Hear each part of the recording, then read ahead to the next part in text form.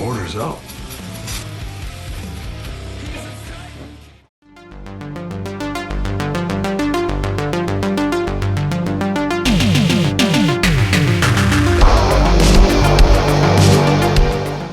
We are talking the amusingly named Bloody Axe Wound, which is a term of slang I think some people may not realise. Anyway, Bloody Axe Wound is directed and written by Matthew John Lawrence and is a horror comedy that I'm going to say right off the bat is a very uneven movie. But let's go give you an idea of the story. Now, it actually focuses on this young girl who is the adopted daughter of a slasher style serial killer, and the kind of the slasher guy is getting a bit long in the tooth and a bit old, and he wants to effectively give his legacy to the next generation. Now, he has a couple of kind of other guys that sort of somehow work for him that he kind of wants to originally pass on the mantle to, but his daughter wants to take up the mantle of this kind of a masked serial killer. And he's a bit unwilling to do so because of, you know, she's a girl and everything.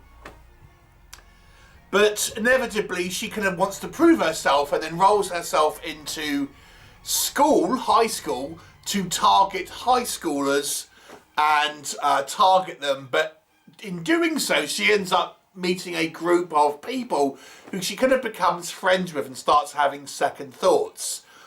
So along with all that, you've got the kind of the relationship between the different people. I would say primarily between this young, our protagonist, our main character, this daughter of the slasher, and her father, the slasher. At the same time, you've got the relationship between all these kind of group of friends.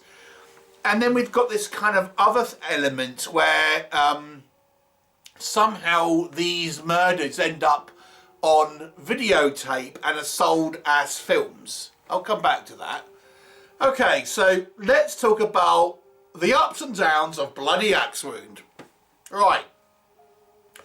Let's start with the positives first. It's an odd movie, to be honest, but I will say it has a degree of an originality. It's kind of a meta film which is homaging like 80s and 90s slasher films.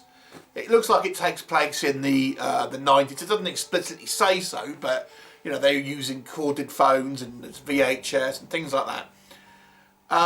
So it's definitely having a little bit of a homage, or you could say pot shots at that kind of trend of slashers from the kind of late 80s into the 90s, which has been done before with the likes of Scream and stuff, but here it's coming in it from a different angle because you are kind of taking the perspective of the would-be killer and the killer. So it has a little bit of an originality to it. I have to say the strength of this movie for me though was some of the character work. I found the relationship between this protege young female killer and her father quite interesting. Because you might think that the father would be like a horrible, abusive father because he's a slasher, he's a serial killer to this young daughter. But I think what this movie does is it kind of has these like extreme elements where the father is this like Jason Voorhees style slasher, but with his daughter, they have a somewhat kind of typical relationship between like a parent and child. And some of the sort of the difficulties in their relationship are mirroring kind of like less fantastical sort of problems that one might have when you know one becomes a teenager and things. For example, you know, she's out late and going out with her friends when she should be kind of stalking them, and he's like, well, what are you doing home so late? Things like this.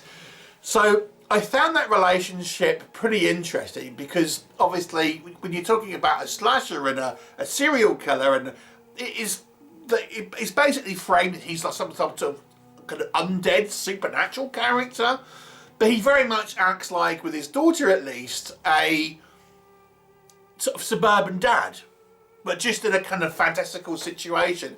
So I found that character interaction quite fascinating. I also quite like the kind of the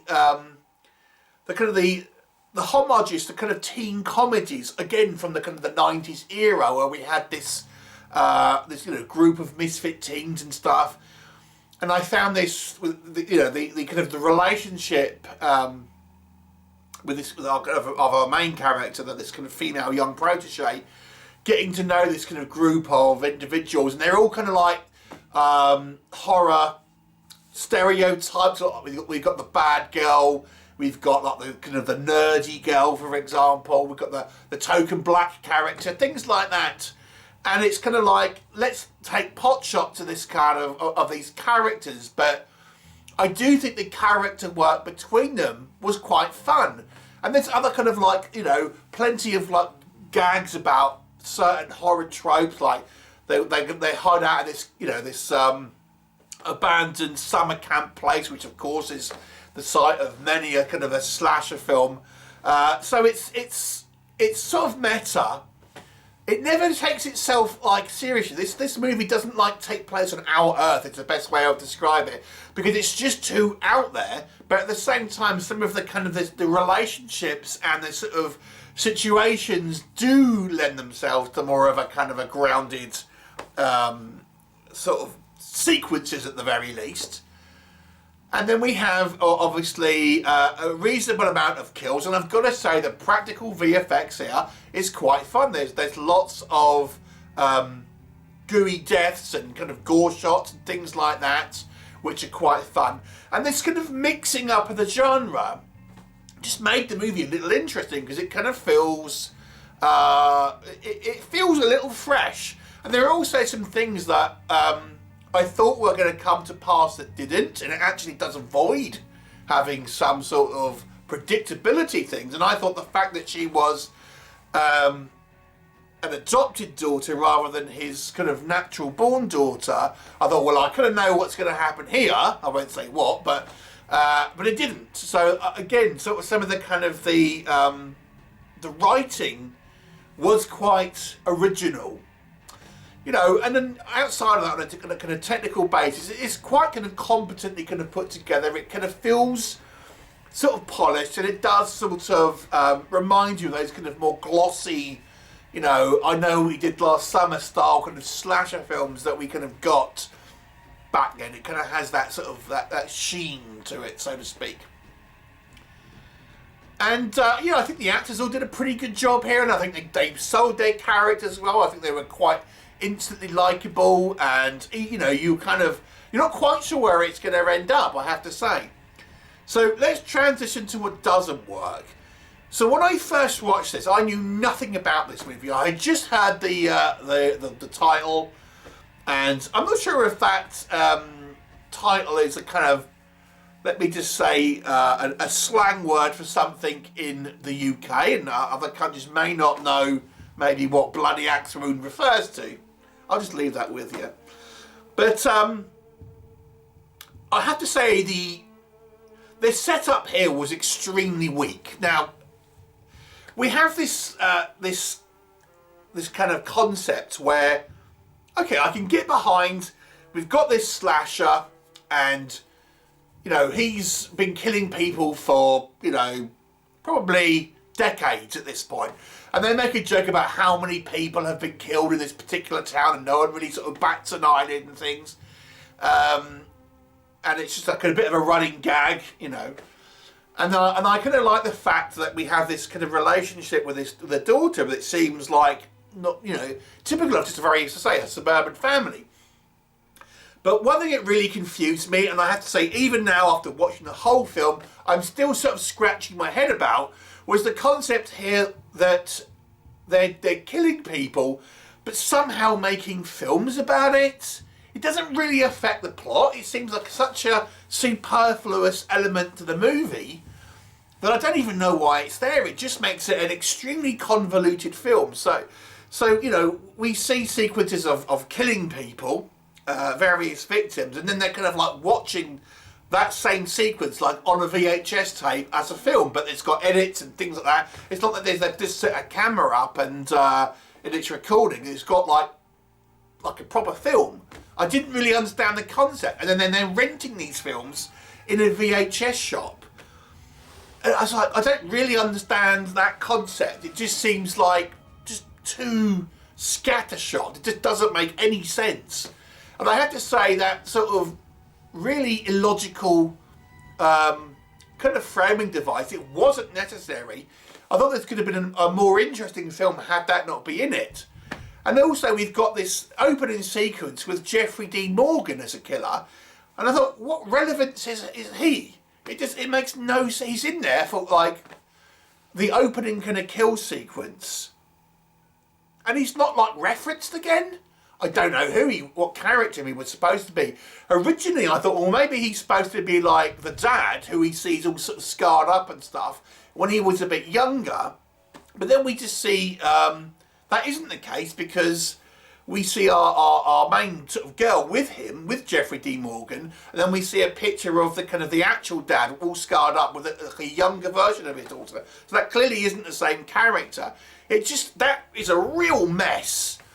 Now, had the movie kind of cut out all of that sort of stuff, I mean, maybe they could have had a video shop, but having these videos and the films that they're selling be the murders that they're actually doing, it just seems like such an unnecessary and convoluted sort of element of the film. I was like, I don't really get it, and yeah, it kind of makes this movie it just seems like not particularly well thought out, I have to say. I don't know if it was trying to be clever, but it really doesn't seem to be. And then, like I say, I think you can watch this movie and you can enjoy the kind of somewhat sort of engaging relationships. But then, for example, it will just go into like such silliness and such kind of like out of our reality sort of thing. You sort of end up coming out of it and you lose that sort of connect. Like, everyone is just like so blasé about any of the deaths, even if it's their friends. Like, for example, we have a group of these this group of friends, and they're hiding out in the this summer camp, and then a couple of them find one of their friends decapitated. They're like, oh look, it's that guy, and that's how they react. Oh, it's Billy. Oh, well, look what happened to him. He got decapitated, and there's like no reaction. Now, I get that's supposed to be a joke, but I mean, like, were movies, did they have not least non-reactions? Was that like a cliched thing? I think it doesn't really, I don't remember films like necessarily having that as a cliche. And it's just like, okay, so you have these kind of elements where some of it I think is quite engaging, and you sort of, you kind of feel the characters' sort of interaction, but then it just goes like this weird sort of like, it pulls you out because it has these like more silly elements, where it completely doesn't feel like any type of reality that we're living in, and it's clearly done on purpose.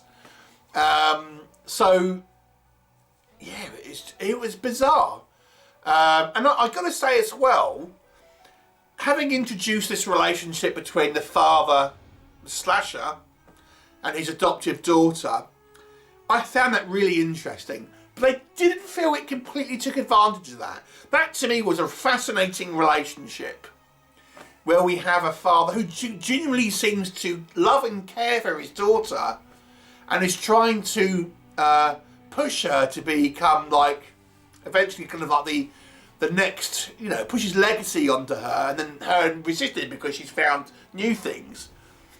I thought, do you know what? And obviously we're you know, that in reality you might say, oh, it might be someone who wants to work, you know, your father's like a deli shop or something, and that's the kind of like the kind of like the real world situation. But in this, it's you know, he wants to kind of pass over his career as a killer to his daughter.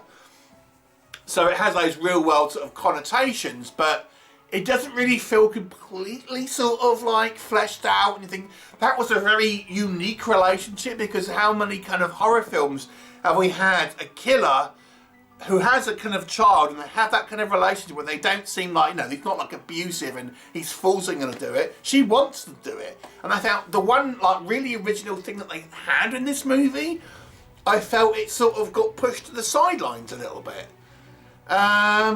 So this movie has some really interesting elements, but I feel it absolutely squanders them in some respects. And then it has these weird things that it introduces that make the movie feel so convoluted and so like, you know, it takes you, as an audience member, it kind of takes you out of it.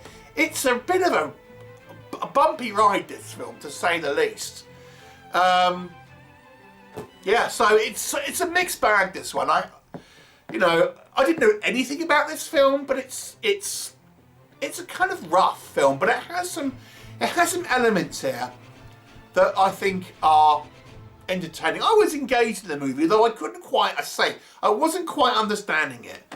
So as it stands at the moment, I'm going to give this one a 5 out of 10 because I do think there are some strong positives here, even though the movie doesn't sort of come together as a whole. 5 out of 10. Have you seen it? What did you think of it? Leave me a comment and I'll look forward to you next time.